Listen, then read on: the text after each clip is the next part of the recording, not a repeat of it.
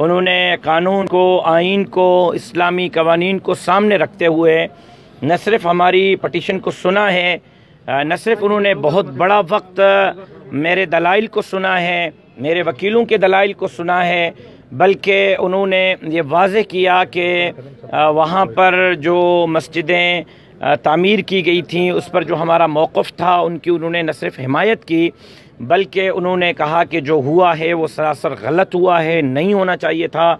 DC साहब को उन्होंने कहा कि आखिर आपने ये इक़दाम क्यों उठाया है, उनसे उन्होंने सवाल भी पूछा और उसके बाद उन्होंने मज़ीद मसाजिद की डेमोलेशन का हुक्म रोक दिया है। जो मस्जिदें शहीद की गई हैं उसके हवाले से दोबारा तामीर करने का फ़ैसला सुनाया है।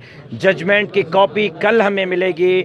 मैं अदालत आलिया का शुक्रिया अदा करता हूँ कि उन्होंने मसाजिद के इस केस को सुना, दोबारा तामीरात का हुक्म सुनाया, मज़ीद मसाजिद की तामीर जो शहादतें थी उनको रोक दिया गया है। सिर्फ अपनी वकला की टीम की तरफ से नहीं, 21 करोड़ पाकिस्तानी मुसलमानों की तरफ से मैं हाई कोर्ट बेंच का शुक्रिया अदा करता हूँ। उन्होंने न सिर्फ 21 करोड़ पाकिस्तानी मुसलमानों का 1.5 अरब से ज़ायद रहने वाले दुनिया भर में मुसलमानों की नुमाइंदगी करते हुए मसाजिद की दोबारा तामीर का हुक्म करके 1.5 अरब से ज़ायद मुसलमानों के दिलों को जीत लिया है।